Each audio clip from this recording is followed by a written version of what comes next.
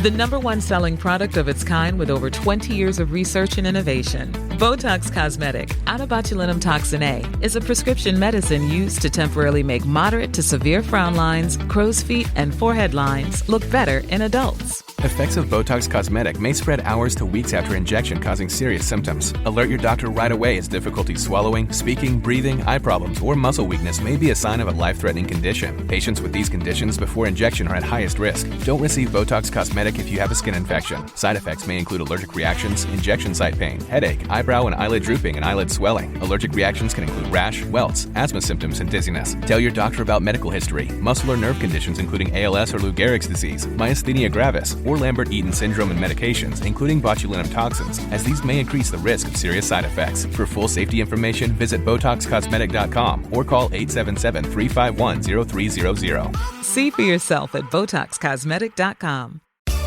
This podcast is brought to you by Carvana. Got a car to sell but no time to waste? Hop on to Carvana.com to get a real offer for your car in seconds. All you have to do is enter your license plate, answer a few quick questions, and if you accept the offer, Carvana will pay you as soon as you hand the keys over. They even offer same-day pickup in many cities. Save your time, score some cash, and sell your car the convenient way to Carvana. Pickup times vary. Fees may apply. She fluent in that cash talk. Walk in the booth like Naomi on the catwalk. And tell them bitches whoop whoop from the Jaguar. It ain't even right though. Push me and I might go. She ain't getting money. I'm like, what the fuck the hype for? When them bitches bite flow, make my appetite go. Poof, gone, voila, magic. Looking mad good just to pull up on them rampant. Welcome back to another episode of Unhinged and Immoral. I am your host, Jamila. And I am Mecca. Wow. If you're listening and thinking, is that Toni Braxton? No, it's just Jamila off of 2 days of Beyoncé. Back to back. Back to fucking back. And my oh my, did we get the fucking show. I don't want to talk about it. I don't go till tonight. I'm so blessed. One thing about Beyoncé, she does love Atlanta. Even though my sister is from Texas like me as well, she gives Atlanta a different show. And honestly, I think it's because of the audience. When I tell you I've never in my life heard a stadium that loud, and I've been to the Mercedes-Benz plenty of times, I have never heard that. We were so loud we could barely hear her sometimes. It was crazy. I'm really excited because I'm in Club Hoedown. So I already went in Houston and I had regular seats and shit. Even if you got regular seats at a Beyoncé concert, the way she has herself blasted and positioned, she's really got it down to a science. You could be really up in nosebleeds and have a good, decent view, be able to see what's going on. So I was like maybe one level up at NRG. And then for this one, we're in Club Hoedown. Alexis went with y'all last night, but tonight is going to be her back-to-back. Yeah. So she's going into the Monday show. I'm excited because the night I went in Houston was the night after she tried to kill herself. And so you didn't get 16. So we did not get 16 carriages or the last two. And I knew 16 carriages was one. Well, you got Amen. It was just 16 carriages in the Amen. That was the last two. Okay. But I feel like she definitely did more Renaissance. I know she does a lot of Renaissance, but she made up for it. It felt like Renaissance mixed with Cowboy, if that makes sense. She completely remixed our show somewhat. Yeah, so for reference, my first show was opening night of Atlanta. We were in Club Hoedown, and let me just say, that was my first floor experience of a major artist. I'm so excited. I've never been on the floor for it, like any artist. It was, I was so gagged. Like seeing her that close in person, not natural. I was never meant to be that close to her. Actually, no, because I was at the Super Bowl show. And I was in the My House section. We held up the My House. The difference here was I was looking at her back, but I was very close to her. And I remember being like, I can't, like, if this music wasn't on and I screamed her name, she would be able to turn around because she would have heard me. Absolutely heard me. I know you heard me, Beyonce. That was me. Beyonce! That was me. I kept screaming her name, and I know she was like, all right, bitch. Sorry. Well, that one show where they were fighting. Yeah, that was in my front show. Oh, really? And she was acting like she couldn't see it. I was like, I love her so bad. I don't know where exactly they were, but I know that they were on the floor fighting. And I was like, very Atlanta. Relax. Well, I'm excited. I have a comfy, because in Houston, I knew I was going to be sitting down. So I wore heels. That was me yesterday. We were in mind you guys, we were in the 300 section, nosebleeds. Not me and Mecca Child. Me and Sydney were just saying like, oh my God, like as soon as we sat down, we were like, these were great seats. We've never been that high in the Mercedes-Benz. Every time we go to Mercedes, we go to 100 level. It was so amazing up there. We didn't get to see all of the hoopla because we were down so low next to her, touching her hand. You know, she grabbed my hand. She grabbed my hand. Oh my God. Can I touch it? Period. Is there evidence? No. It doesn't need to be. She looked at me. Beyonce said, and I looked right back. I love her dearly. Beyonce, you put on a hell of a show, girl. But yeah, so we were up so high and we were kind of worried because, like I said, every time we go to Mercedes, we're usually in the 100 section. This was unlike us. We were acting besides ourselves. But hey, we didn't have all that $900 to spend a second time. We got up there and we were like, oh, bitch, this is amazing. No, I always sit. I don't know what numbers they are in NRG, but if I'm looking at like the blueprint, because I go to the Kurt Franklin and the family concert like every year, so I always actually prefer to get the second level balcony, and it could be a myriad of rows. But I feel like you're looking directly down. You can see the entire stage. I prefer that. Yeah. So I'm saying this is my first time going to be on the stage. I know I'm going to be more like this up. So my vantage point is going to be a little bit different than I'm used to. But I like being, even at church, I sit in the balcony at church because you can look down and see. I like sitting up at the top. Yeah, it was really nice. And what I will say, you know, I'm going to always take a moment to give Beyonce her flowers because that is my mother. I think it's so dope how she thought about every person sitting there because no matter where you sat, unless you had an obstructive view, which you can't help that. Unless you had an obstructive view, you are going to see an amazing show. There was so much like thought put into the show between the visuals, the lights, the bracelets. Like I didn't even get to see the full shebang until yesterday. How the bracelets were timed. The bracelets were wait, hold on. Let me tell you something. Oh, the bracelets was an excellent touch, and somebody else did bracelets. Maybe it was no. They didn't do bracelets. They had us turn our lights on the phone on. Kurt Franklin had us turn everyone's phone lights on. So I've seen what individual light up looks like in a balcony, but the bracelets having a mind of their own was so good. I was like, so good. I love the craftsmanship of a tour. That's something I look at because I'm just a little nerd and I like to look at the people running around on the stage, grabbing things and putting them in place. I'm like, look at you running while it's in the dark and I'm looking at you. You're running across the stage, grabbing that fan to pull it closer to her because you know she's going to be center stage right now. You know she needs that fan because she gets hot. I appreciate those little details. After reading The Matriarch and learning that Miss Tina was in her own singing group and her grandma, Agnes, helped them make the costumes. And when Miss Tina obviously went on to make the costumes for Destiny's Child, and from Miss Tina's girl group to Destiny's Child to you see it with Beyonce now, Tina was so cognizant of making things that are flashy that someone could see from the way back. That's her main thing with their costume. Even looking at Beyonce's costumes now, 30 years later, you can still see that every costume is sparkly, every costume's bold and bold. Yeah. So and it's so that even if you're sitting way back, you can still see her and what she has on. It's so I'm like, oh, and it's that's so what I like. Artistic. And there was a point in the show, it was right before Daughter, where there's visuals and it flashes on screen, and it was the perfect encapsulation of what exactly we're watching. It said, "This is theater." I said, "Yes."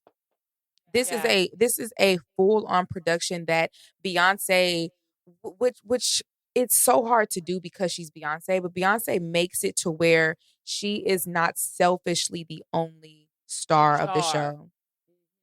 Everybody gets their moment. Yes. And I so appreciate that because to put on such a big show like that, there's so many people involved. Whenever the musicians have their solos, they're on the big screen. Whenever the dancers have their solos, they're on the big screen. Set of twins. Hello. Let's twins. Hey, y'all. Everybody gets their moment. And it was just and it was really like watching a symphony orchestra play, because when I tell you timing has to be exact, because everything is on timers, the lights, the tech that has to go into that. My mind is boggled. I would love a documentary. I know she did one for Renaissance, but I want one specifically just creating this tour and how all of it came to be, because it's I'm amazed. Them NDAs are ironclad, but I do think as she starts to slow down, obviously, we're going to start, and NDAs run their course. We're going to start getting a lot of documentaries and a lot of tidbits from the people who work behind the scenes. And I'm not talking about tea and gossip. I'm talking about this is what it took to put this production on. This is what I did. This is what, and I'm looking forward to that piece because again, and she might give it to us herself. She's she might. She's such an archivist and historian of herself that on her own time. No, I'm saying it's it's on her time. You'll simply have to wait, and it's going to be so good and detailed. And I like that she lets us know that I'm doing this. Like, she's recording every single thing, because even when we saw the Renaissance movie for the moment we did, even though we don't have it now, I would like it, mother. I have a feeling that, and this has always been my guess, my estimation. After we get Act 3, which I do believe is rock. It's obviously rock. It's obviously rock. If you know me, I'm finna cut the fuck up. I live for rock and roll. But after her trilogy is complete, I do think we're gonna get a movie of some sort that kind of encapsulates the entire trilogy. But I also think we're gonna get a really good documentary from her. Because her last documentary was good. It was so long ago. Life is but a dream. But it was. I was gonna say that was when Blue was first born. I'm hungry. I like it. I just watched My Mom Jane, Mariska Hargitay's. Girl, that shit was good. I heard that was good. It was actually, not that I didn't think it was going to be good because it's fucking Olivia Benson, but Jane Mansfield, another archivist of herself. So crazy. Like the way her parents died and stuff. Like, I'm just like, damn, bitch. But now that we're talking about archiving, they have a family storage unit, and Jane archived her mom meticulously and obviously in the 50s, this was so much harder. Every newspaper she was in, she had books and laminated. Obviously, now they're kind of crumbling. But I mean, just the time that Jane Mansfield herself took to archive herself. They have file drawers full of pictures of them as kids. It's insane. Like, they have the storage unit looks like an apartment. And they were going through it. They had, and mind you, she was talking about they hadn't been there since she died. Mind you, Mariska is 60. And her mom died when she was 3. So this shit has been sitting here. Obviously, they have maintenance on it, but no one's gone through it. She found her mom's Golden Globe. Her siblings were like, put it next to yours. Hello. I was boohoo crying. Gag. Her Jane Mansfield has a daughter she has as a teenager. So her oldest sister was 17 when her mom died. So obviously she got to live her whole life with her mom. So Mariska made a whole photo album for her oldest sister of like her mom was like, it was so good. So I'm just saying, like, to know that Jane Mansfield was able to do that in the 60s of herself, I can only imagine what Beyonce has. But I know it's big. I know Beyonce has multiple storage units the size of homes, because Miss Tina said in The Matriarch that her very first car is still somewhere in storage. Oh, why are you keeping your? And mind you, that's the only car she's ever. She's such a hoarder. I love her. Yeah, she that's the only car she's ever had. She doesn't like to drive. She doesn't drive. So it's like, why are you keeping that car? Just because. So they want to. A momentum. And that's just what it's supposed to be. What, outside of Beyonce, because I think we have to, what has been your favorite concert? Like artistry rise, because I feel like that's what we're talking about. I think the very first Kirk Franklin and Family concert I went to was really well done. I said this in the moment and during the second one, the way the Clark sisters, first of all, Black women in Detroit, hair gonna be laid. I know they was hair gonna be laid. Baby, I know them things was crisp. But they're another group, and that's why I love that Solange and Beyonce always give the Clark sisters their flowers. And then obviously, as people who grew up in church, they're like heavily involved in like our lives in terms of the music that we listen to and are influenced by. Costuming down. Even what I loved was their costumes were so fun, even though they're older. They weren't like, but they're Kojic. So it's like that culture in terms of dressing is so different. It's very niche. Yeah, you have it's to know very specific. So they reflect that while also still being somewhat mainstream.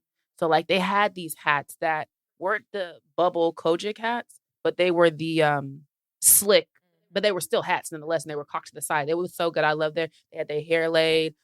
Miss Karen had pink like highlights in her hair. I just remember being like, and they be trying to tell y'all that's of the devil. And look at her on stage. with some pink in her hair, looking fine, and matching outfit. And I'm gonna get to that. Let me answer mine first before I get to the. But I just thought, and Kurt Franklin think he motherfucking Michael Jackson. He really do. He was moonwalking and dancing all.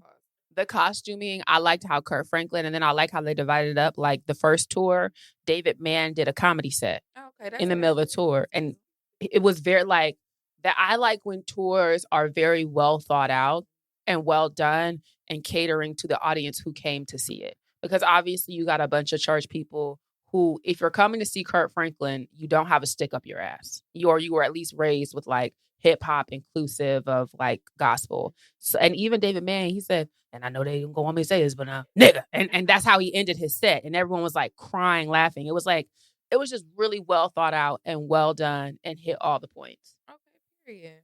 I definitely wanted to go to the Kirk Franklin concert. I just wanted everyone there to be like me. I didn't feel like being around too much churchy. No, it really, and that's what that's what I was trying to say. That's the concert that Kev was drinking at, and they was mad. And that would be me.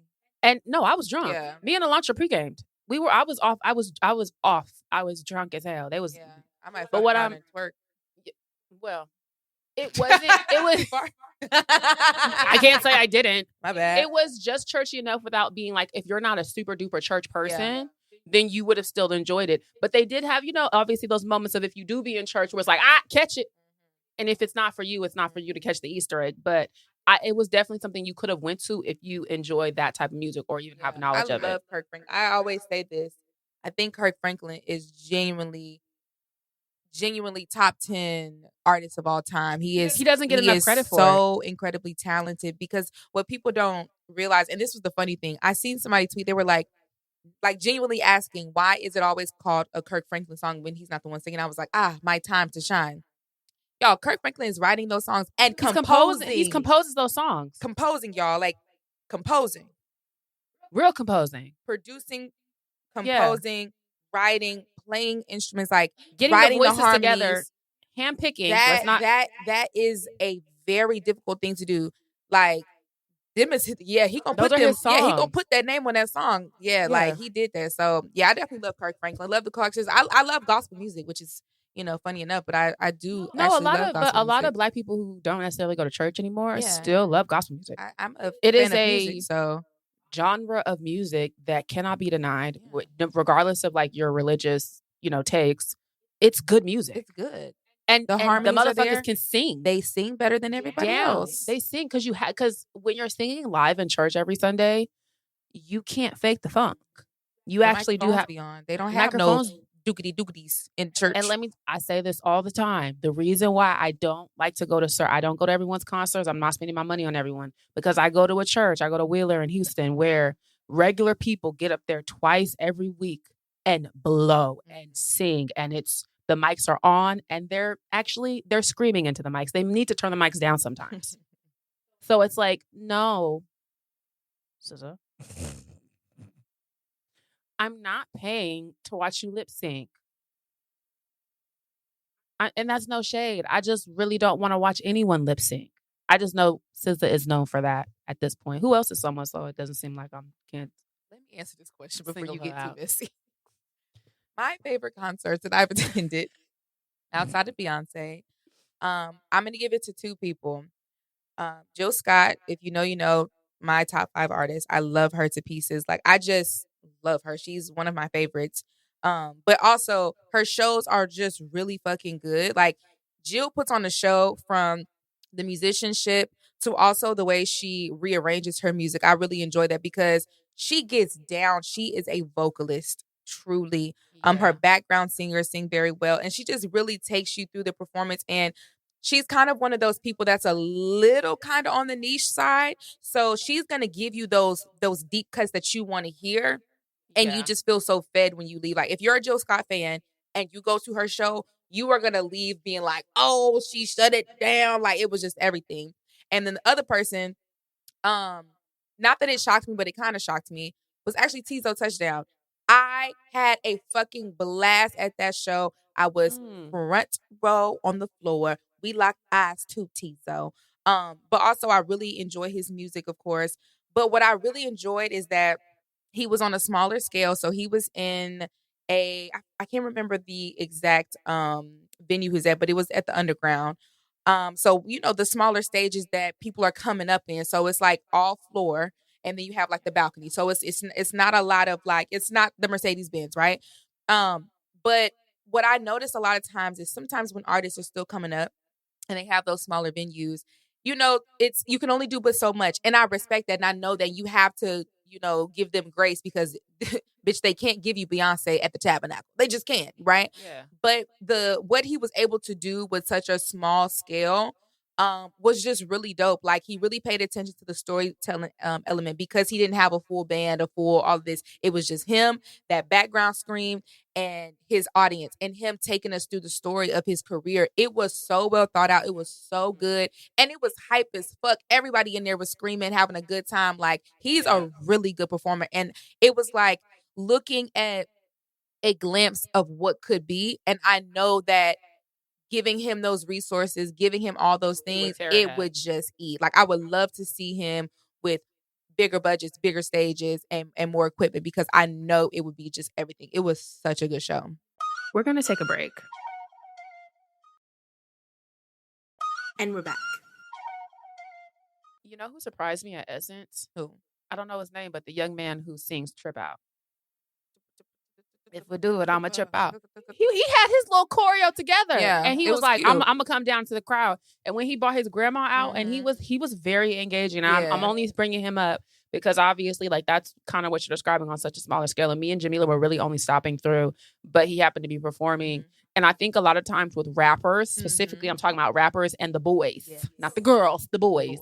They just want to sit there and I love when people take the opportunity to engage, especially on such a small scale. Like, and that's not to talk shit about it, because a smaller scale is not a bad thing. Like, you're at Essence, like, nigga, you got it. It's just more so, in reference, like, you're the beginning of your career. Like, that's where it matters, though, and that's where you build fans. And being in artist development and management now, what you really learn is that, like, that's actually what's way more important than when you get there, because you wouldn't get to Beyonce if it wasn't for Beyonce being in that mall performing in the Fiesta parking lot. That would not happen. You have to really learn how to curate an audience. And the same goes for all career fields in this entertainment. Like, look at us right here. We can't be on Essence stage having people come and listen to us speak without paying attention to our comment section of a video that got 1,000 views some years ago. You know what I'm saying? Like, there's lessons in all of that. Like, a lot of people want the big stuff. They want the big crowd, the big audience, the big dollars. But if you don't cultivate the small fan base you have now, the ones who are down for you, you will never get there. Like, you really have to represent them like it's 1 million people. And I try my best to still, like, interact with my comments as much as I can, even though I post way more and I have a way more influx of comments and likes or, views and stuff like that. I try to still interact with them, because it's like, damn, like, y'all are watching my videos, responding in them, sharing them. And that is what's building up the platform. I just made a video about this. Like, I was talking about how when you're building your platform, because obviously, like, I'm trying to grow on YouTube again. This is the most important time. It's the most fun time for you, because you can really, when you're in the beginning stages, especially with like yapping and if your commentary is your lane, you can say what you want because not as many people are watching. So it's not as much pushback. That's number one.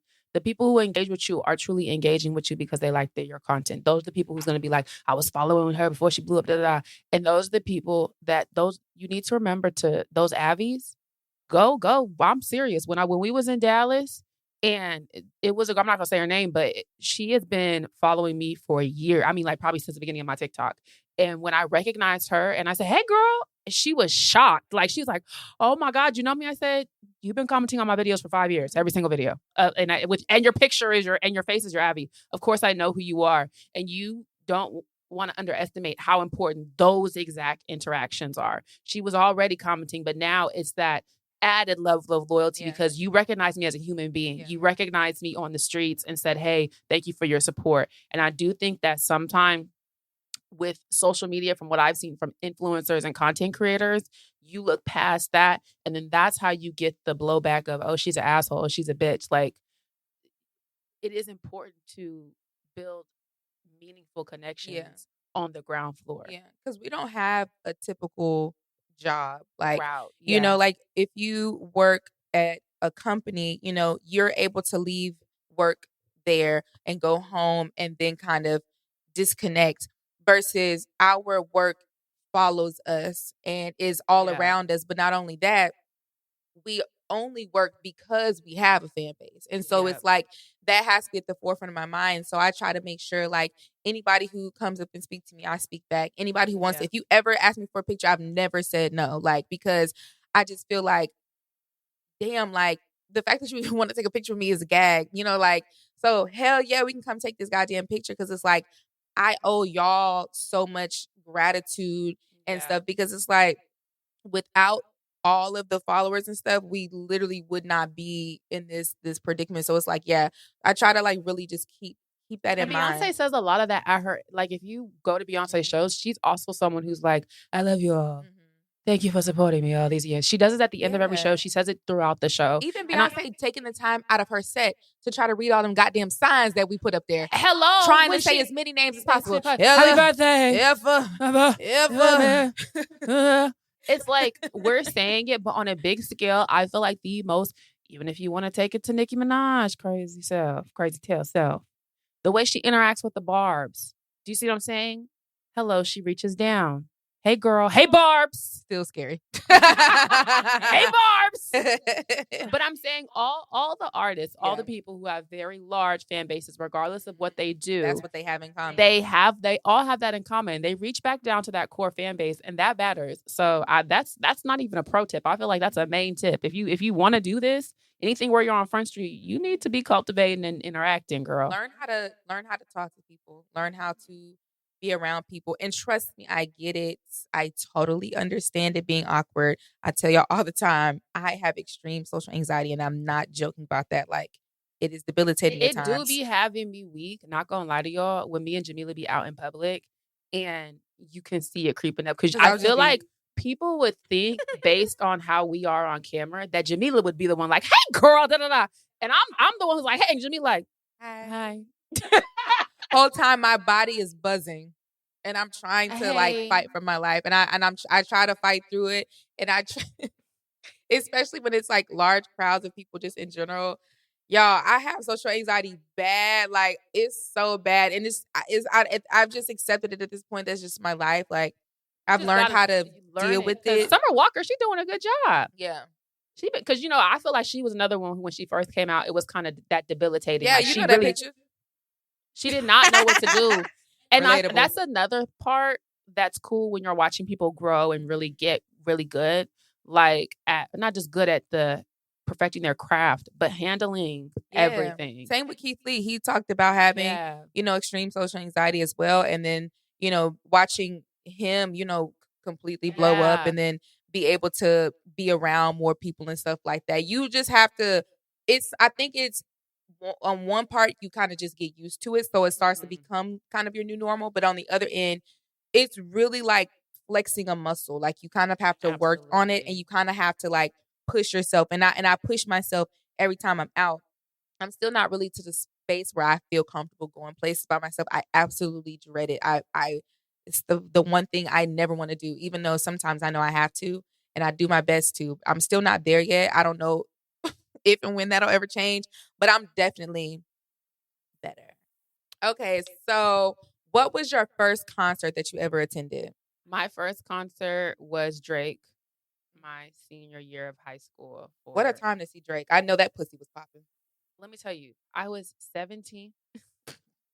Wait, actually, no, I had just turned 18 because the concert was in June. Nothing was the same. We're aging ourselves. Good show. That's my favorite. And that was a good show. Mind you, that's the soundtrack of my senior year. I would walk to the bus stop listening to the whole album. So, you know, obviously got into Hampton, got scholarships, got all the things, got graduated, and that was one of my graduation gifts. that was the first time I shaved my puss. Because you thought you was going. I thought me and Drake was gonna fuck, bitch. I don't know, bitch. I had thought Aubrey was taking my Just ass. in case he asked me to the back, I'm ready. You Child, I was hot and horny, freshly 18. Freshly 18. I shaved my little mustache. I hadn't even started getting laser yet, child. I hadn't even, my mom hadn't even got me the little zapper I had in the room. Oh my God. It was such a good show. He brought Janae out. Where were you sitting? So we were on the left side and we were close. Let me tell you, because he spoke to me. And for context, I am someone, and if you listen to the podcast, you know this. When I feel something with high emotions, I physically react. Like good news, bad news, sad news, happy news, I'm going to throw up. So my mom, I hadn't ate all day because I wanted my stomach to be flat because I knew me and Drake was going to fuck. I didn't look as my man at the time. And my mom wanted to get me Subway, like a Subway sandwich. Like, you need to eat something. And I was like, no, because if he sees me and he talks to me, I'm going to throw up. So I was like, so no, thank God I know myself. So, because we weren't on the floor. But we were like and it wasn't even leveled. It was like just a little stadium type stairway. So we were in the first row. He was on something like going around to each section of the stadium. And he started on that side and we were the last section. And I had on this white top and my homegirl had on a jersey that said 84. And when I realized he was coming around, I said, oh my God, I am finna lose my shit. So because he was pointing out specific girls who were going crazy. He said, baby in the white, I see you tonight. I swear to God. He did this and he looked down at me. He said, baby in the 84 jersey, I see you tonight. Bitch, I was finna. And then it was so crazy because the girls behind us were hyping us up too because we were the ones that he picked. And and mind you, after it happened, I couldn't even really pay attention to him also shouting my homegirl out because my knees started to get weak. I was finna faint. I was finna faint. And I felt myself, I was like, thank God I didn't eat that Subway because I would have thrown up on them people below me. And then that was confirmation. I said, we're going to fuck tonight. We're going to fuck. Get ready, Aubrey. Get ready, Aubrey. I'm finna put this fat pussy on your sideburn. Fresh, virgin puss. Virgin puss. Aubrey. Never been cut. I obviously went home and went to high school the next day. You went right back home to Lindy picked you up and you went home. My mom picked me up in her minivan. We went right back home. Go ahead and go back to reality, baby. Yeah.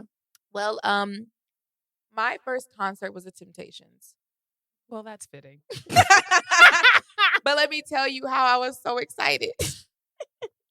Let me tell you so funny. I had to be 6 or 7. And obviously I was obsessed with the movie The Temptations. As every black like child it is. was one of my absolute favorite movies. I watched it all the fucking time to the point where I was able to recite it. Still to this day can recite the whole movie. And there was specifically a part I loved Paul, right? I really loved Paul and I loved Eddie. When Paul, was just too drunk and he couldn't tour no more and he bowed out and that was his last show. And then Eddie said, it's my last show, bawled my fucking eyes out. I cried every time I watched the movie and everybody thought it was so funny because they were just like, Jamila, like, I'm like, you don't understand it. Changes. Like Eddie lost his best friend and he didn't want to perform with him anymore. You guys don't get it. So my parents are like, we're going to see The Temptations. I'm like, fuck, yes. I have not. I wasn't to the point where I understood necessarily TV and reality. So kids don't understand. When I got to that motherfucking concert and seen them old ass niggas on that goddamn stage, I said, "Who was that?" They said, "Baby." I said, "No, baby." Mind you, at the time, Otis is the only one living still, the only original living. So not only was it not them niggas I seen on TV. Nigga, that Otis is the only one here. Mind you, I watched them die on TV. So it's like, I don't know why it was not registering to me, but I was watched Melvin couldn't take the turkey out the I know, but I'm sitting there like, well, where's Otis at least? And my parents were like, him right there, the bald one with the dangly earring? Otis? Yeah. So after it kind of settled in, I got to sing and I had me a good old time. And it was in this, it was shocking. In Beaumont. And we went to this, it was a smaller theater, kind of like a tabernacle type shit. Yeah. But baby, my little 6-7-year-old self had a blast singing every song louder than all them old ass people in that goddamn theater. I had a good time with the Temptations. Did y'all have? We had an inside joke that we also watched the Temptations a lot. One time, me and Darrington. So obviously, the famous line, David Ruffin, "Ain't nobody come to see you, Otis." And David, thought he was a star. Well, calling kind of was, what I'm saying. So one time, and this inside joke lives to this day, 20-something years later. Me and Darrington was into it. And I'm like 7, Darrington's like 5. He was like, "Mecca, stop being a hater like David from the Temptations." And it's like, my god sisters were around, my mom was around, and the way everyone started busting out laughing, because this is during the era where BET would play the Temptations like Baby Boy every other day. And when there was nothing on, we turned to just watch the Temptations. So it's like, we knew what he was talking about, and he's obviously 5 years old, and so did Ass. So the way to this day, you're being a hater like David from the Temptations. Stop. You're hating bad. You're being a big hater. We always, first of all, we recite that line so much, but something that my family always says, and it's bad because it's it actually wasn't funny, but it's so funny. We're like, better not take that long way around, bitch, because you're gonna die. Because the way we always say, why did him taking the long way around kill him? Blue, why did you go around? Because I couldn't get to him. And I'm gonna take the long way around. There you go, Blue, trying to be extra in that goddamn wheelchair, and now you're dead, taking the long way around. You didn't even have to go that way. That's actually so good. Why you ain't let your mama go get that lemonade out the Frigidaire? And I'm going to take the long way around. Now you're dead, Blue. It pissed me off. Mind you, years later, coming to find out, that ain't even how that nigga died. Pissed me off. I hate when movies do shit like that. I thought this shit was real life. I thought that nigga died on the long way around. Wait, and was it Paul who committed suicide? Paul probably could. Yeah, Paul committed. He was on that. He was on them. That gin and juice. That liver was fucked up. He also had real bad liver issues. But he killed himself because he couldn't perform no more. Pop. Though that was true. Yeah. Wait, somebody else passed. And maybe they all died except for Otis. I know, but I'm saying they not the way that they claim. Not the way that they claim. I was gonna say. And this, can I go into your theories? My theories. Okay. So here's the thing, and I've always said this. I've never liked Otis. Let me tell you why. I always felt when I watched that movie, something about when David Ruffin said, "Ain't nobody coming to see Otis," stuck with me. And I said, he meant that. There's a reason. There's a story there. And I have always believed that Otis was actually the real hater of the Temptations. Let me tell you why. When we got the Temptations movie, that nigga was the only one alive telling everybody's story. The way he killed off David Ruffin in that motherfucking movie, bitch, what you mean they just dumped that nigga on the side of the road? That's not what the fuck happened. I felt like he hated David Ruffin, and he gave him a really horrible end to that motherfucking movie. And I thought it was some real hater ass shit. David Ruffin was the motherfucking star. He was the motherfucking voice. Otis. Shout out to Otis. Like, you OG for real, but I was gonna say I thought you was hating for real. You was low key hating on David. Why you did that?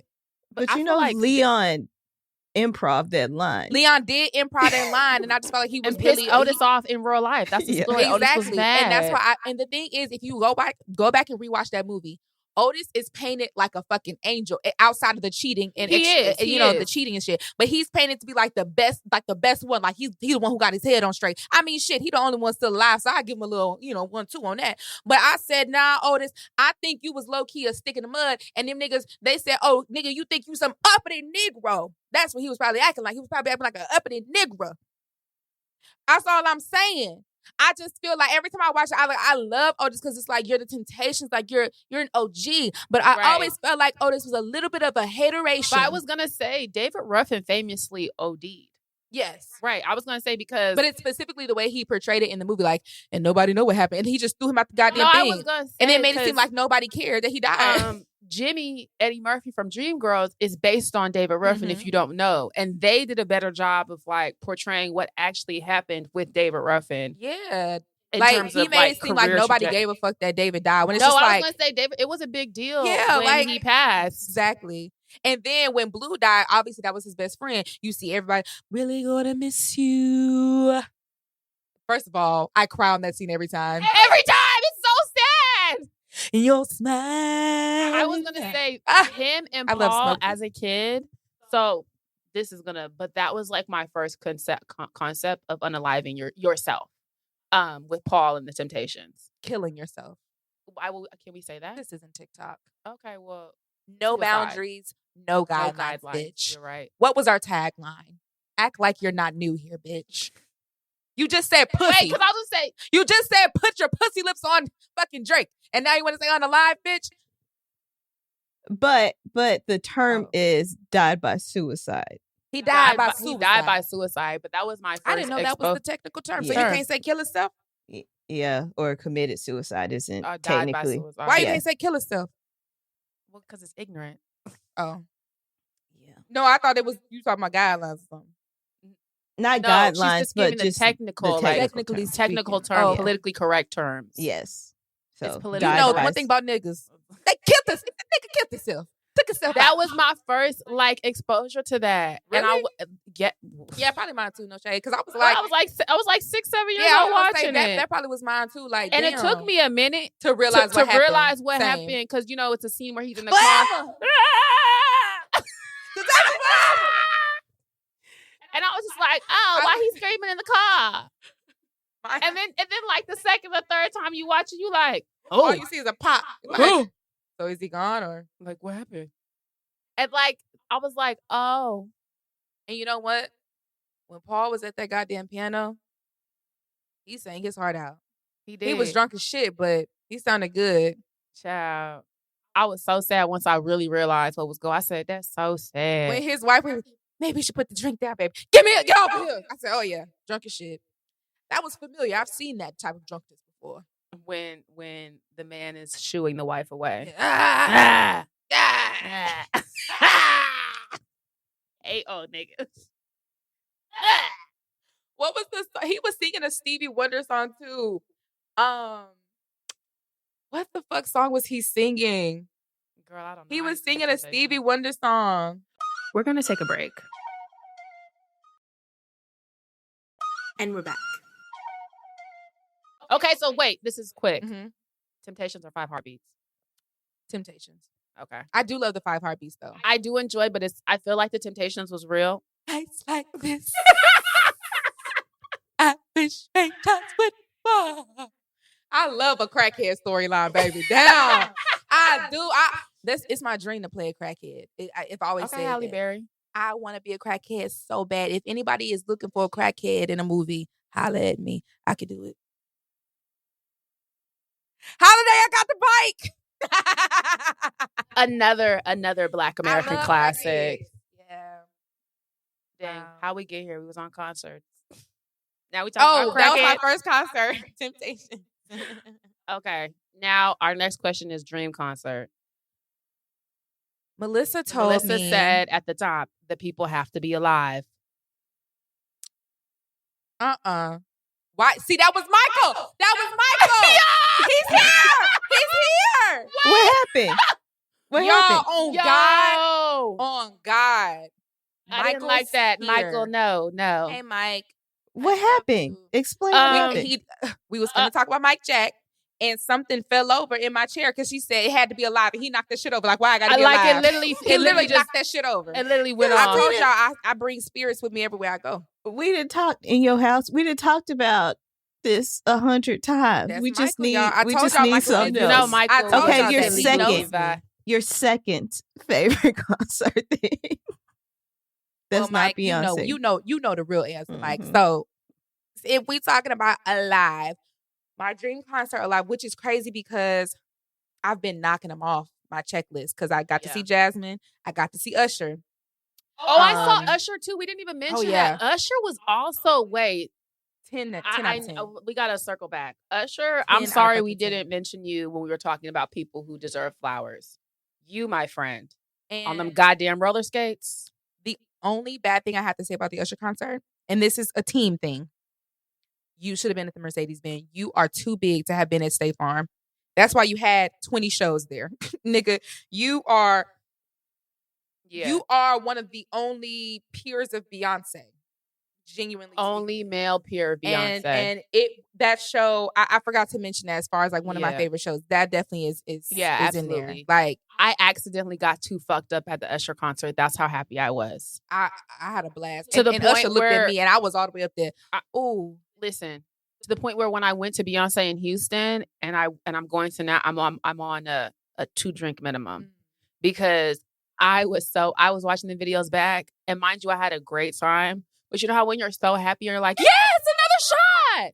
I was Sabrina was like, you were slurring. I said, and I had a blast. And I had a blast. Yeah, I like to be very like cognizant of the concert. So I really don't ever drink too much of the concert. I only had one. I remember I made that big church hat for Renaissance, and I snuck little shooters in the hat. Okay. So I had I was drinking at the Beyonce concert, which is what I want to do.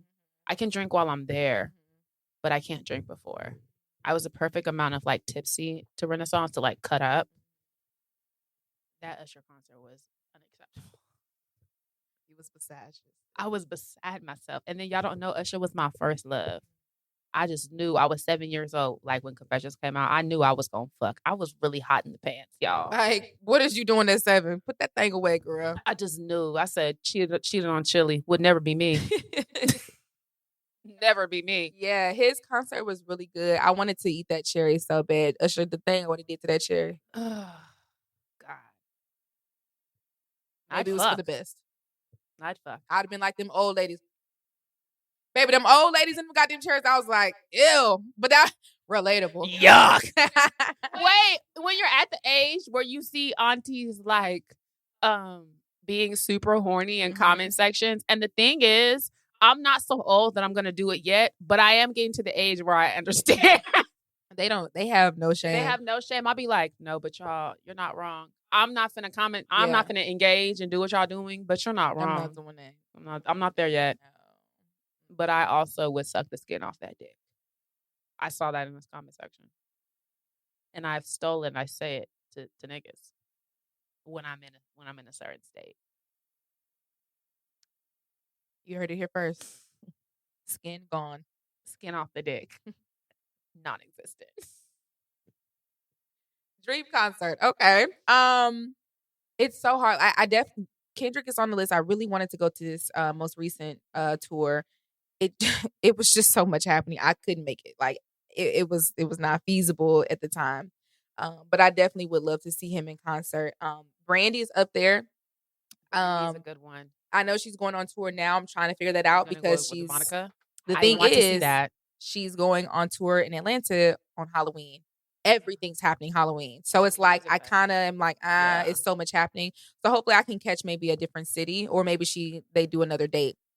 Man, I've honestly seen so many people that I'm going to a concert. I've become more of a concert person in the last few years because I've been going to festivals like Essence, One Music Fest. I tried to go to Honey Fest in Sugarland, but I didn't end up going because for the rain. But like, I've been seeing more concerts in the last 3 years than I have my whole life. Yeah. So even though that's why I'm like, I've actually seen a lot of people perform at this point. Yeah, I've seen a ton of people. So that's why it's hard for me to say like who's still alive, because even the people that are still alive, I'm probably gonna see them soon. I saw Janet Jackson during her tour run, and she stopped at Essence last year, not this past year. Wow. Yeah, I went to her show. And I know she was on before. real tour. Yeah, I went to her actual tour the year, I think it was like 2019, maybe. I think it was 2019. Baby. And that for me, the gag. I feel like I've gone to my dream concert. Victoria Monet opened. Mm-hmm. It was Janet, and then it was Frankie Beverly and Maze, and that was the last time he performed before he went to Glory. Oh, that's lit. So I was like, actually, this was a great experience. Yeah, wonderful. Anyone else that I would want to see in concert? I've seen this will be my third, fourth time seeing Beyonce. So I've seen her. I saw Drake. I don't really want to see Drake no more. I tried to go to his concert that he kept rescheduling in New Orleans. That's why me and Sabrina were in New Orleans so much, because we kept trying to get tickets and stuff. He hasn't dropped the album that I would want to see performed as of late. The last album I would have wanted to see him perform would have been Certified Lover Boy. And I don't even think that's the tour he was on for that. But I don't think so either. But I mean, he would have definitely done it because it was way closer to the time of that. I'm really trying to think like, I mean, there's definitely some people I would want to see, but I'm thinking of like dream concert. Like I've been to I've been to like most of my people's shows. Like seeing Janet, I've seen Mariah. Like I've seen a lot of the greats. I would love to see Stevie. I know he's not really in his prime anymore, so it would be different. It would be more so like a little bit more muted down. I just saw a video of him singing. Yeah, he was just on tour. I just couldn't catch the concert. Like I was busy or whatever. Yeah. But Stevie Wonder is one of my top 5 artists ever. So I would love to see him. But I wish I could have saw him like, you know, when he was a little bit younger, just because obviously it would be a different stamina. But I mean, if I got the opportunity to see him. You don't want to see Smokey Robinson? Oh, horny ass. I love Smokey. I would go see him if I had the opportunity. I was gonna say I'm not. He was my first crush. I know, y'all. I'm sorry. Okay. I have to be honest. He was. I've always loved Smokey. When he first got his little locks. No, baby. When he was still had that curly top back in the day, and he was just wrinkly enough. Now he's real old and horny. But 20 years ago, listen, Smokey he still looked good 20 years ago. And you try and talk about me for dating older men, and you liked Smokey Robinson. I liked Smokey Robinson because of the Temptations, though. Like, I fell in love with the person who played him first, the character of Smokey. Okay. Because the nigga who played Smokey was fine as shit. And then I came to the realization that, oh, this is the real person that I can love. And I just really loved who he was. And he was still kind of cute to me. So you do like old niggas? No, I do not like older men. Anyway, you be trying to get me to be on that team, baby. No. Anyway. Smokey is just Smokey though, like, and then he was singing them good old songs. Ooh, baby, baby, mistakes I know I made of you. And now he's humping air. Hey, but I want to see it. What he say? Gang banging. I love that video so much. With that damn old man vibrato. Yeah. Go on, Smokey. With your old horny self. I saw Smokey walking down the street, walking his dog one time. You did? I did. You scream at him? But you in LA. That's how that goes. I was in his. Like I was actually filming. I was filming something, and we were in his neighborhood filming. And he was like, "Hey, what you doing?" Like he talked to me. Hey, oh, I bet he do. I mean, he's an old black man. You know they love talking. Hey there, baby. Hey, what you doing? Yeah, I would love to meet Smokey. And my dumb ass, so I nice. would make him sing the gangbanging song.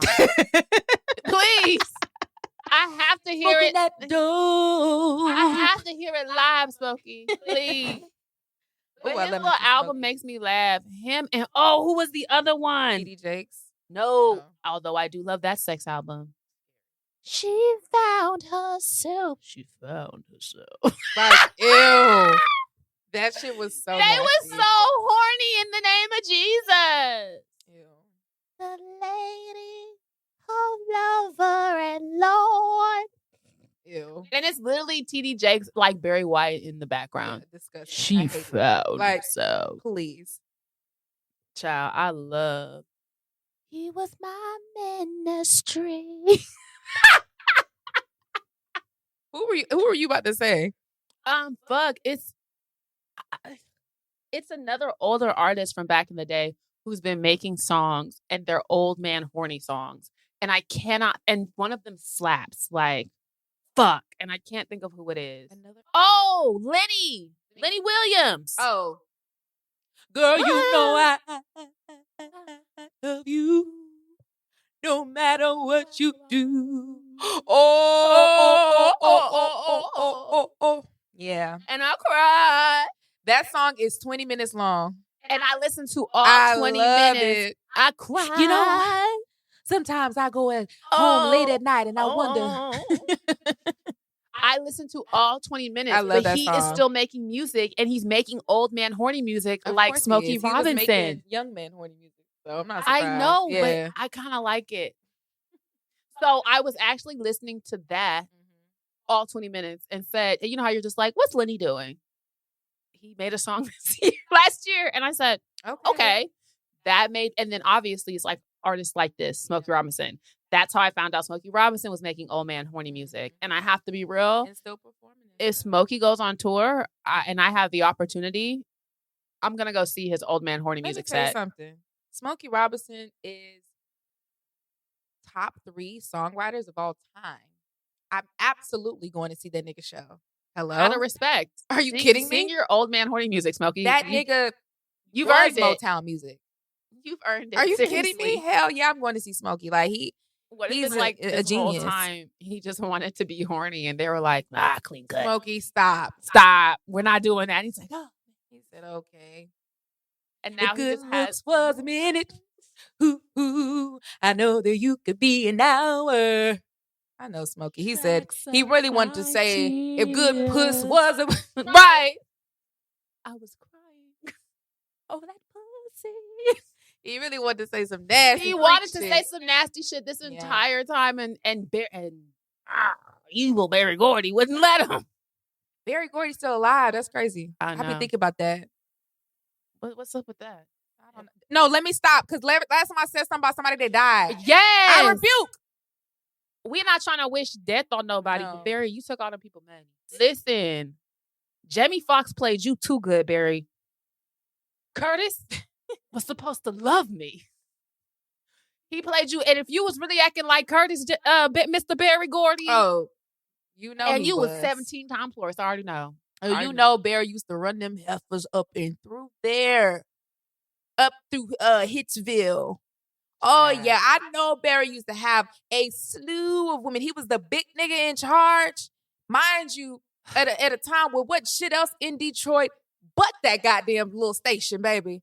Oh, he had all the Detroit hussies running in and out that goddamn Hitsville.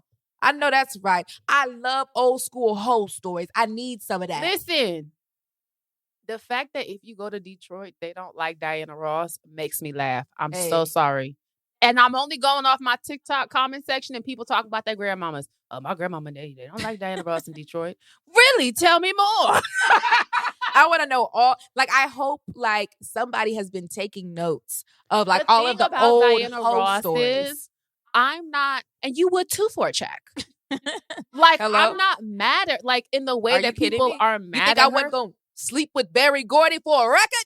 And maybe she fucked over her friend. It was a different time. Diana came from the projects. She had a dream. Yeah, putting that thing on Barry. Give me a hit record, Barry.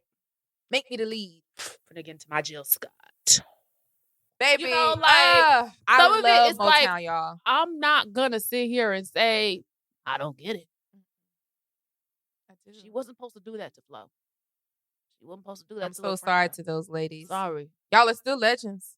Still legends. But sometimes bringing it back to Beyonce, not that she's done anything nefarious, but the drive that it takes when you are laser focused, the people who make it to the top are not necessarily the most talented. And I say that because you can be the most talented, but the person who's willing to work 17 times harder than you and just as regular talented is going to be more successful than you. It's proven, not even just in the music industry, across every single career line, the person who puts in the work. And so Beyonce is a person who she's incredibly talented. That talent is there. I'm not saying she doesn't have it, but she also works. She's so fucking hard. Crazy workaholic. I remember a couple of interviews, and Latoya Luckett was like, we was all playing at the mall, and we got in the car. We was like, B, what you doing? She was in there writing music, and we said, oh, okay, and we left. She said that a couple of times, like, that girl's work ethic when they were teenagers, 16 years old, and she's in the car writing while they hooting and hollering. And they're not wrong for that. It's just like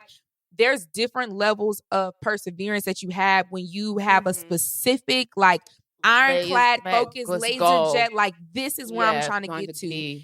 And B had that, and it's undeniable. And nobody has ever said anything different who's actually known and worked with her. I was gonna say, and the fact that I think that she has stood among legends like Prince, like Tina Turner, like Michael Jackson, Stevie Wonder, who have that same, who we see each other because we are here because of our work ethic as well. And they're the ones saying, when Prince told her she need to learn how to read music or something, and she went and did it, play an instrument, and she went and did it. It's like, that's the level that's going to take you there. I'm being so dead ass. And so we're letting it back to Diana Ross.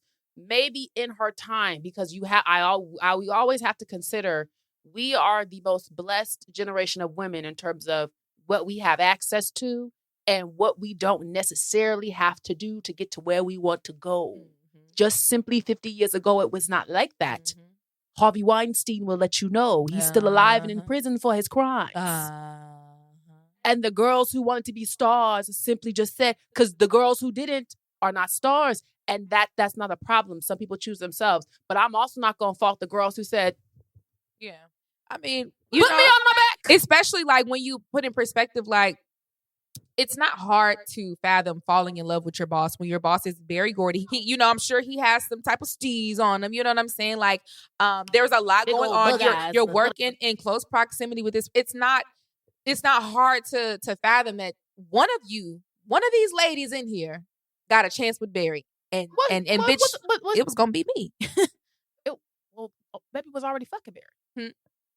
He was running through the group. That's what I'm saying. But I'm saying, like, if it's not a hard concept to understand. It's not a hard concept. But in terms of the way that, like, sometimes we talk about Diana Ross. I mean, I've had this conversation on TikTok before, and I know the comments I read in terms of she was wrong. Maybe, yes. But also, I'm going to consider, and they get mad when you want to consider nuance and time and space and why and when and all these. But that shit does matter. Mm-hmm.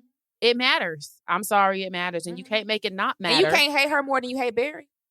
Hello. So you y'all gotta not make it matter because it doesn't make sense. Some of the energy y'all got for my my godmother, Diana, wrong energy. Because if you gonna have that with her, you gotta have that with Barry. Because baby, the way Barry was running through them like a Tomb Raider. And Marilyn Monroe was another one who was well known for she laser focused. She wanted to be a star. And she didn't mind doing certain things because at the time, that's just what you had to do. And it was just like, okay, if that's what I got to do, that's what I want. Even today, you have some girls who don't mind. I'm not judging. I really don't. I don't think it's. I think you should have the choice. That's what I think. I think if you don't want to, it shouldn't hinder you. It shouldn't hinder you. That's what I'm trying to say. If that's what you're willing to do, baby, but girl, because that's when it gets like, abuse. That's a crime. That's a crime. If you don't want to, you should still have the space and opportunity to be successful without doing it. Yeah, I would hope if you consensually decide consensually decide to fuck with the boss, I would hope you got some perks out of it. Dare I say? What's the point if you're not? I'm sorry, you're not gonna make. I'm not ever gonna boo because again, like you said, sometimes girls fall in love. Yeah, If you know anything about a warehouse, motherfuckers be fucking just off proximity alone. And sometimes that gets you an extra break. If you're fucking the boss and you're not getting no perks, babe, your pussy is broken. Broken pussy. It's not working. Or that nigga is just not it. Like think about that. And it's just like I said, like I'm never necessarily telling you need to do that because that comes with its own things. But if it just so happened to where your pussy falls in the lap of the boss, consensually, you bet your bottom dollar you should be getting something out of it. Let me tell you something. If I was fucking the boss, I would be coming up with extra PTO. Don't know how. I'd be getting paid and I'd be off. Something. I'm leaving here with something. That's why baby who was fucking Skip. Hey, would she leave with a meal? Exactly. I'm leaving here with something. Shine the bottom line, darling. The fuck are we talking about, bitch? The fuck is we talking about? We're going to take a break. And we're back. Okay, so speaking about concerts, what is something that used to happen that maybe doesn't really happen anymore that you wish kind of still could happen for concerts? I know exactly what I would say. You say yours first, because I don't. It's not that it doesn't happen more, but it doesn't happen nearly as much. Bringing people on stage. Yes, it doesn't happen a lot, and I understand why people get weirder and weirder as time goes by. I don't know why. And it happens here seldom. Like you'll see, Chris Brown started bringing people up, kind of like in a Janet Jackson way, humping on them and kissing on them and shit like that. You know, his fans love that. But back in the day, like I'm talking about, there wasn't really a lot of barricades. It would be stage and audience. And I'm talking about you could just be swooped up onto the stage. But too many, you know what's happened? Weird. It's got weird and y'all started killing celebrities randomly. Yeah. Walking up on them at meet and greets and shit like that. Like, no, seriously. It's like, I totally understand why it and I, as much as I love Beyonce and as much as I wish we got that experience to where, you know, she was right up there to the audience before her barricade. I would never even want her in these days without a barricade because I want her safe. And Julius, thank you for keeping my mother safe. But I wish I was just there. Kids? You know, Julius has kids. He got a whole family. I had no idea. He's just on payroll, baby. That's the CIA. He is that nigga is more secure than the CIA. I promise you ain't nothing touching Beyonce with Julius around that bald head. I didn't even know Julius had children, child. I really had no do. idea. Yeah, he does. I learned that a while ago and I was just like. And you know, at this point, he's like not just a bodyguard. He's like her head of security. Yeah. Fun fact, the documentary, The Mortician, did you see that on HBO? Okay, basically he was burning all the bodies at the same time and giving people random. It was a mix of motherfuckers in the urn. Oh, that's just evil. It's bad. It's really bad. Oh my God, what does that have to do with Julius? Okay, someone who used to, his name was Mr. Andre something. He had like a Creole last name. He used to work there fresh out of college, but then he went on. You know how like when you be watching a documentary, and I was like, "What's the black guy doing? You know, just what? Because why you in just a white mess? What the hell you doing now?" He went on to become a head of security for like Kiss and like Run DMC. And he's written a book about like what that's like. Okay. And so that I know that Julius is not just Beyonce's bodyguard, but he's the head of her security. So when I was reading it, I said, oh, this is what Julius does. And it's so much more than just like, I'm your bodyguard. It's strategic. He like has it's his own company too. I recognize specifically him and then the white dude. It's this white dude. I don't know the white guy's name, but I recognize them because they're the ones. I think he's like maybe tethered to Jay or maybe even Blue, the white guy, because I always see him around too. But of course, like Juice is well known. But it's a whole strategic thing. Oh yeah, and he does like and he does tour management and stuff. So I was just basically reading his background and relating it back to my knowledge on Julius. That's what that has to do with you. And so I say that to say, Julius, I now have a much greater understanding of what your job entails. And thank you so much for your service. Thank you. Keep protecting mother. Love you. But yeah, I do wish I was just more so in that time period where that was a thing because I'm a fan that knows how to behave. I would never do anything to disrespect my beloved artist. But being able to like kind of like, bro, Michael Jackson used to pull people on stage and they would hug it. Baby, I would have been, I would have not let go. I would have been just like that little Asian girl that he had to pick off of him. Like, please take me with you. But like that was so dope, like just stuff like that, those organic moments that they used to have. What's the sound of R. Kelly? Huh? Are you coming to? Who wants to come to America? Who wants to come to America? Do you want to come to America? His crazy ass, that nigga. Do you have a passport? That was a threat. Why bitch. would you say that? The fact that they made that a sound on TikTok, and now whenever we like stuff like this, I'll be like in my head, do you have a passport? It's like you be trying, and that's the one thing that I hate and love about Black people. We don't let references die, no matter where the reference comes from. We gonna use it. Doesn't matter because I don't listen to R. Kelly's music currently, but there are certain references that I absolutely still make. Like, do you have a passport? I'm fighting for my And Gail was like, Robert. Watching me, do you remember watching that interview live? Absolutely. I was crying, laughing. I said, who the fuck greenlit this shit? This thing is dumb as shit. Why would you? Then that Leslie, alone sealed his fate in the prison. They said, lock that Jordan nigga up. And Kenan Thompson. So tasteful. Delicious. I don't know what I'll talk people. Not gonna lie, that's one of the best SNL skits of the last decade. Yeah. Their reenacting they did of that one really good. That was so good. Robert. He was so fed up with him. But back to the question. So what's the thing that you would bring back as far as like concert culture wise? Again, I only started going to concerts in the last like 3 years. So I feel like the era of people getting pulled up on stage, I wasn't at concerts anyway. But I do wish that we didn't have to bring clear bags anymore. Oh, yeah. I understand. Ruins the fit. Well, and you know what I need to do? Because I do have a little Amazon clear concert bag. I need to just go invest in the clear Telfie. So I can have like a cute, so it goes with it. It doesn't ruin the fit. It doesn't have the Beyonce's ugly bag that you get for Hold Down is actually a perfect concert bag. Is bag. it clear? Yes. It's like a clear with a blue tint. It's so cute. And it's perfect concert. Okay. Yeah. I might look into that. Yeah. You're going to get it because you're going to Hold Down. Oh. You're going to get it.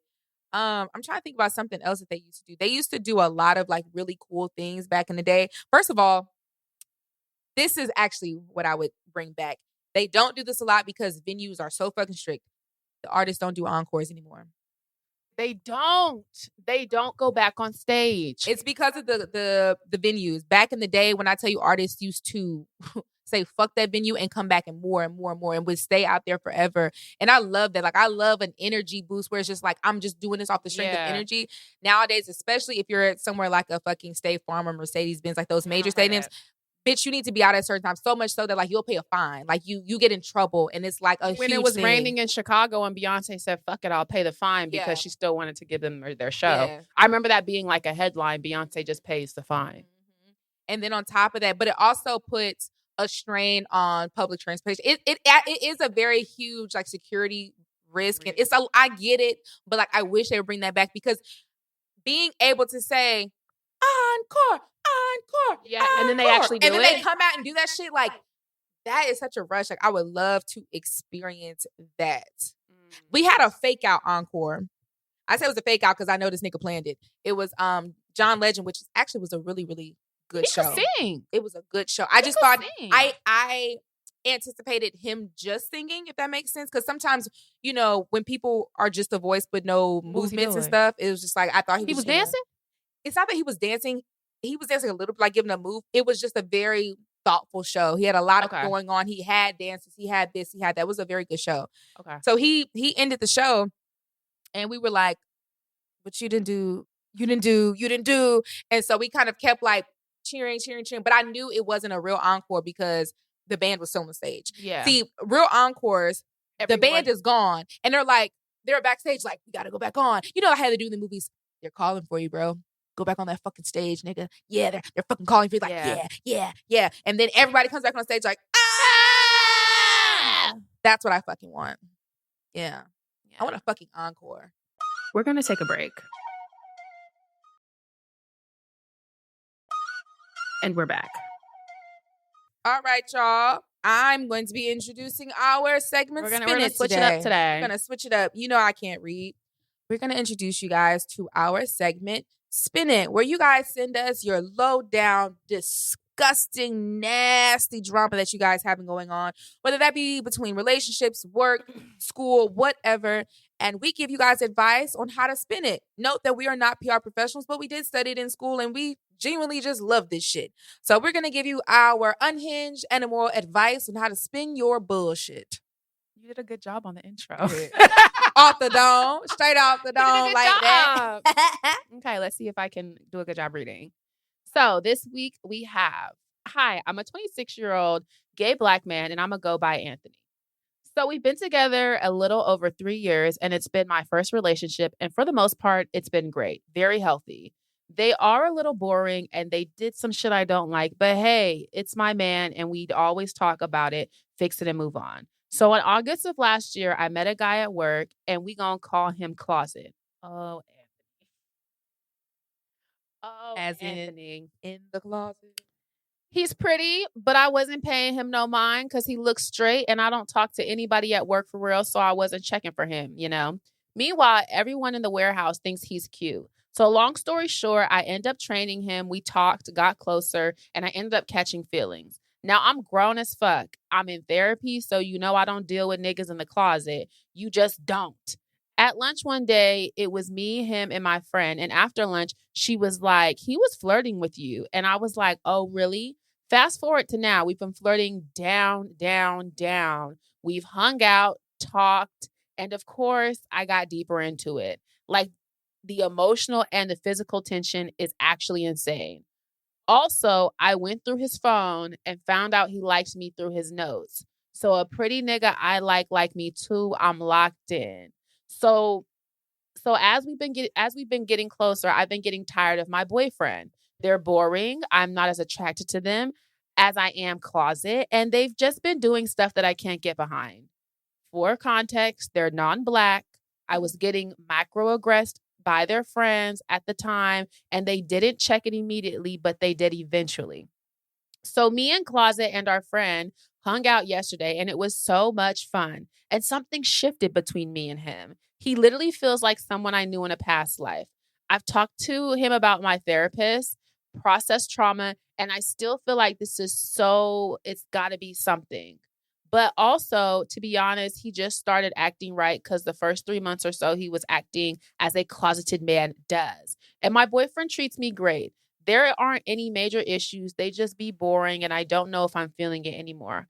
Also, I've been telling Closet about my boyfriend issues, and he's been agreeing that I should do what's best for me and leave them. So what I'm asking is, do I leave my boyfriend and do my own thing while building connection with Closet? And do I just see if things with my boyfriend are going to work out? Mind you, we're open. So I'm like, do I just leave them at home and be with my niggas outside? Don't piss me off. Hold on, let me finish. Where was I? Because that's... Why you ain't start there? That's just a Mecca logic. Hold on. So what I'm asking is, do I leave my boyfriend, go do my own thing while building a connection with Closet? Do I just see if things with my boyfriend are going to work out? Mind you, we're open. So I'm like, do I just leave them at home and go be with niggas outside? He is in the closet, yes. But for some reason, I'm like, oh, this going to be like a showstopper. Gay guy likes straight guy. Straight guy comes out as bi and they date. But that's just because the show is low-key mirroring our relationship now. So this plus the past life feeling, girl, it's a universe. But you never put anything past the nigga, you know. Also, Closet is so exciting. Not just the dynamic, but just like himself as a person. He's very ambitious, adventurous, etc. While my boyfriend is the opposite. And I don't want no boring ass nigga. But I don't want to lead them on if I'm not feeling it. What should I do? Thank you guys. I love the podcast. It's just so black and refreshing. Also, we're all the same age. Oh, I'm finna get black and refreshing on that ass. Thank you, Anthony. Girl. Bitch. First of all, let me go ahead and bust that bubble for you right now. And this is me speaking. You know I have 2 gay siblings. You know I have gay friends. We be around the community a little bit. One thing I do know is that you are in for a very long ride with that DL man. You think that DL man is going to come out for you. That's the same as thinking that nigga going to leave his wife for you. Until he is out, don't worry about it. Stop. It comes, and dating DL niggas, you too old for that. You know what I'm saying? Like, there comes a point where our age. Yeah, it comes to a point where it's like, okay, bitch, be fucking for real. You ain't finna just be talking to no DL nigga and you damn near 30. I do think that you should leave your boyfriend, though. I do think that. I think, honestly, had you just said all of this sans Closet, like even without the Closet tidbit, I would have told you to leave him. Because you're not happy. You're not happy. And that's always going to, the thing is like, what the fuck are you still there for? Because clearly you're not happy and you're not satisfied. Even if you feel like, because here's the thing that a lot of people, specifically women, get confused. You think because the person is nice and because they are nice to you, that needs to be your relationship and you are forced to stay around them for a little bit longer. If you feel like they are not compatible to you in the way that you love and the way that you want to experience a relationship, then you are not forced to be with them just because they're nice. It sounds like your boyfriend is safe. Safe and boring. You said boring 8 times. You said he was boring so many fucking times. And it was not black. It doesn't seem like you are into that.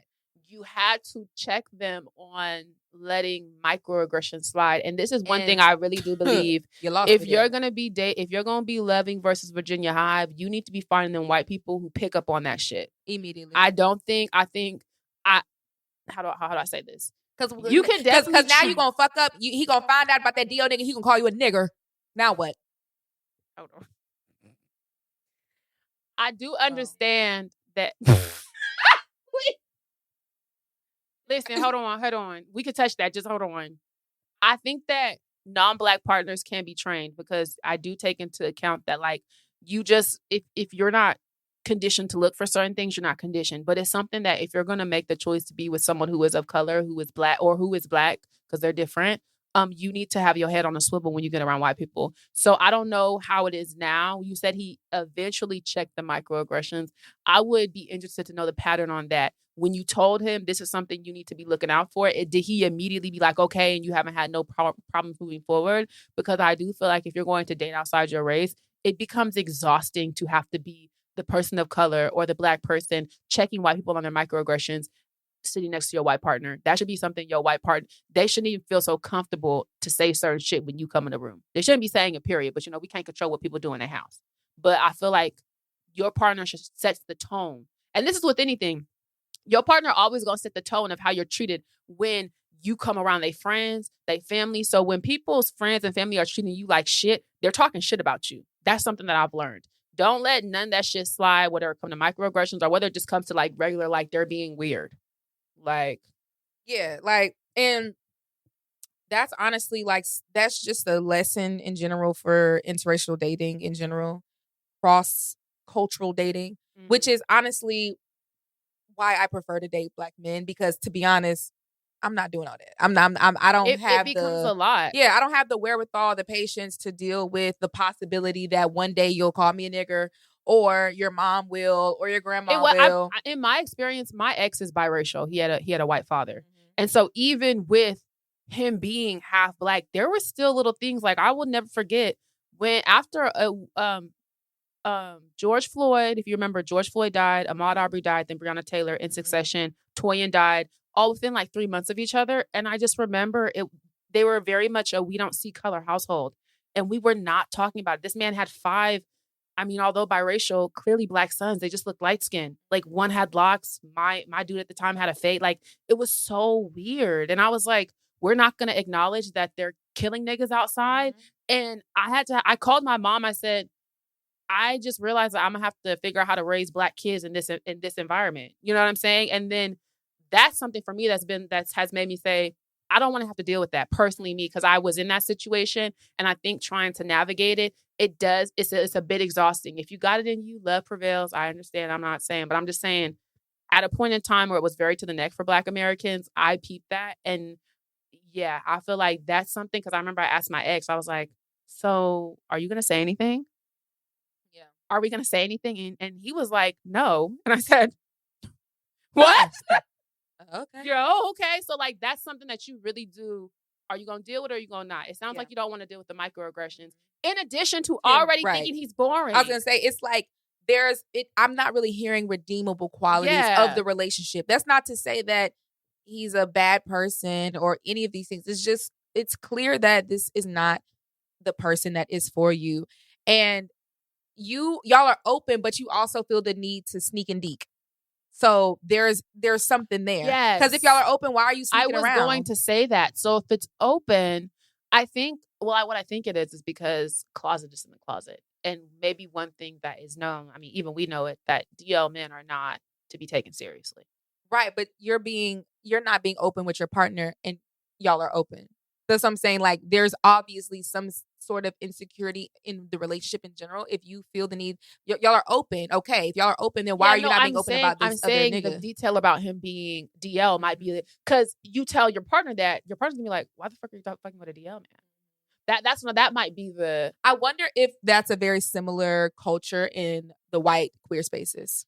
I'm interested in that because I think it is. I don't know any white queer people to know how they interact with DL men in their community, because there's a lot of differences within the white queer spaces and the Black queer spaces. Mm-hmm. And so within Black queer spaces, I know that there's stigma within, dating DL men knowingly, continuously, like there's insecurity there. There's a lot there. And I wonder what that's like in white queer spaces. I would be interested because I've never even heard white people use the term DL, if I'm being honest. So I want to know, obviously there are DL white people. I just am interested to know what that's like in that white queer spaces. Let me know in the comments. Do you guys date DL men in the white queer spaces? Is it allowed? Is it frowned upon? Is it welcomed? I feel like I've definitely heard some of the queens from RuPaul and them make jokes about it. I follow a few Mexican Latino queens too. And at least I know Latinos also kind of have a similar idea about that. And I was going to say, there's a parallel there. It's a parallel with Latin and Black people. They will, how do I say this?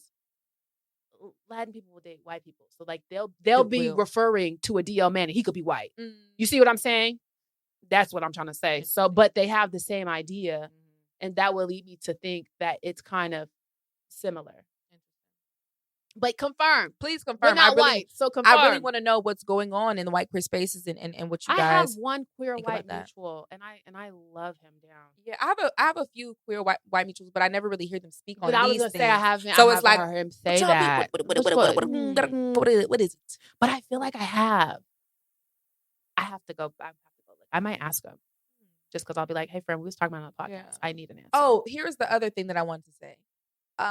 You have a warped reality if you think that your nigga is at the same warehouse as you. We talked about this a couple episodes ago. That warehouse coworker fine is on the scale. Please. Have you ever been with that nigga outside of the goddamn warehouse? What y'all doing? Fucking in the bathroom? I feel like you'll walk out into the normal world and realize he's DO. Come on now.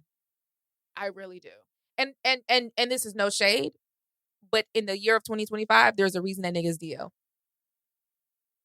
And you can catch it or you can drop it. You can ignore it, but it flew know, past my head. So I caught it. That's all I'm gonna say about that. But yeah, your nigga is not working with you at the warehouse. That's not him. You know what I'm saying? And your man at home is not working either. Hello, friend. So it seems like you need a whole new shake 'em up. Yeah, it sounds like you need to demolish, start from ground zero. Yeah. I don't know where you live, but come on over to Bulldogs. It's a slew of them. You cast a wide net, pick you up a couple of things, baby. It's and baby, when I went to Bulldogs, I wanted to be a gay man. They are fine as fuck. Everybody in Bulldogs was fine. I'm walking around like.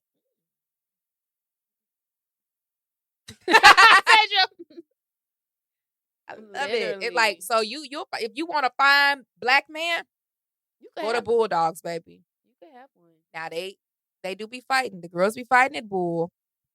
Just go in Atlanta. Just go early enough and leave before that time, because the drinks are strong there. The way they pour them drinks in Bulldogs, bitch. That's all the gay bars.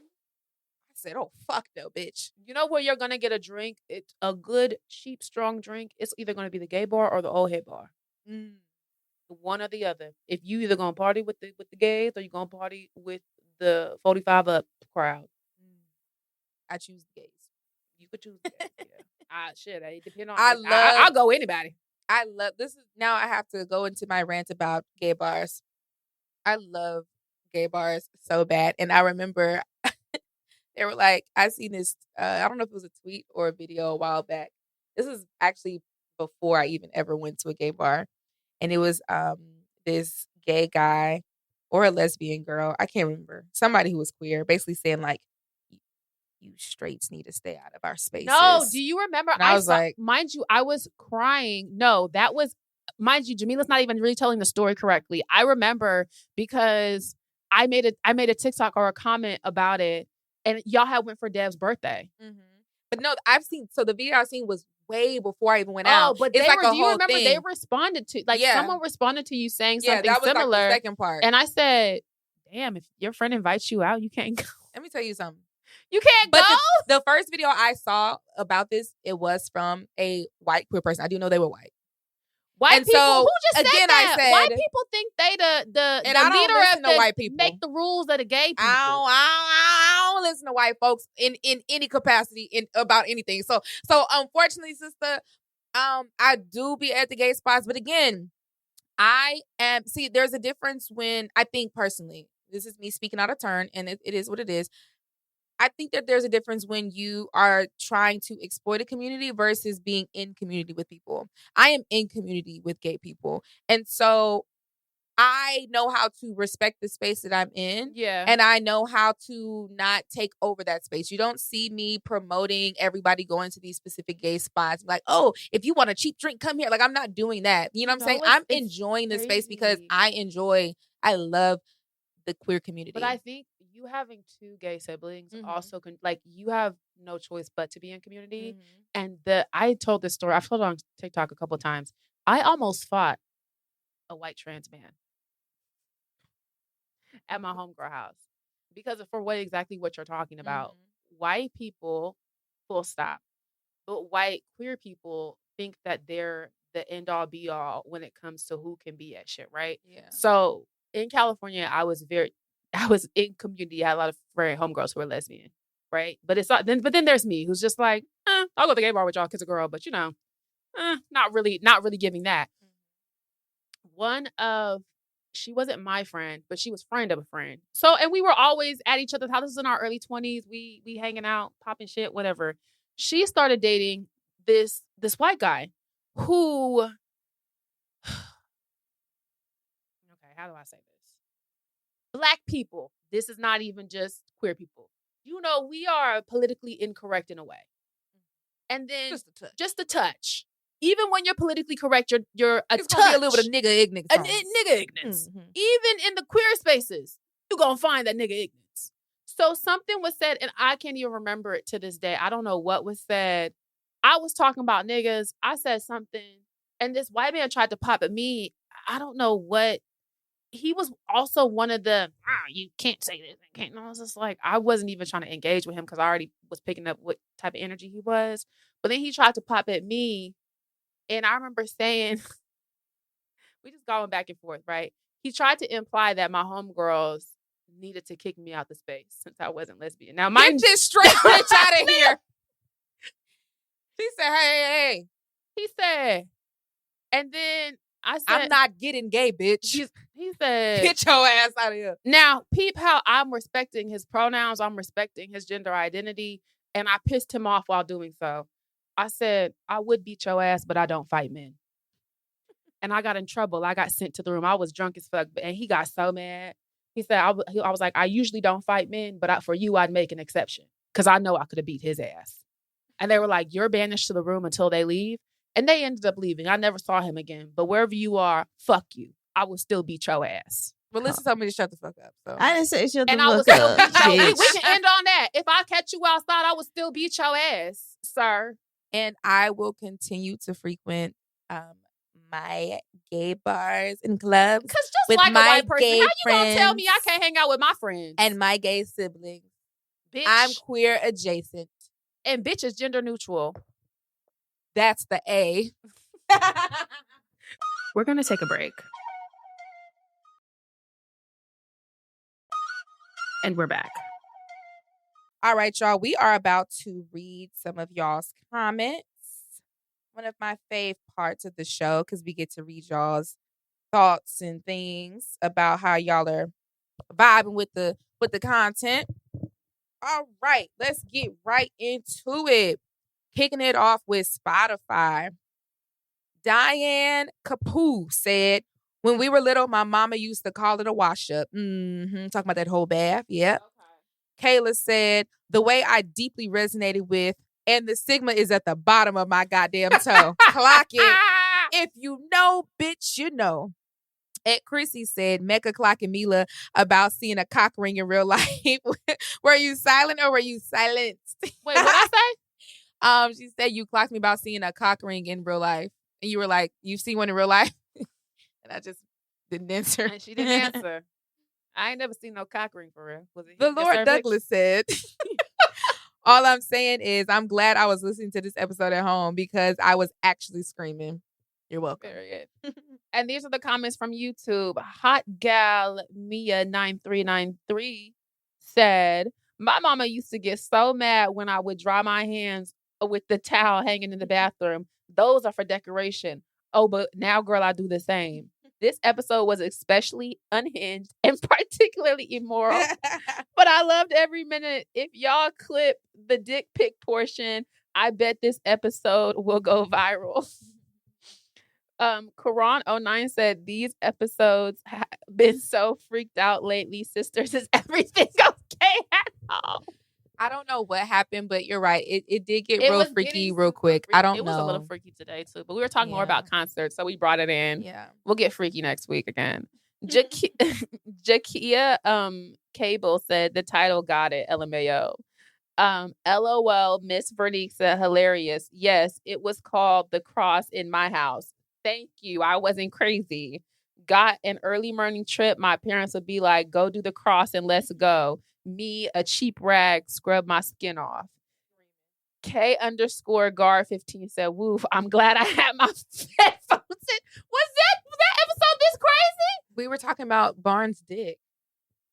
So, I mean, that's how we started. So I don't even know where, I didn't even the way that Barnes has made himself a part of Forever Unhinged and Immoral lore.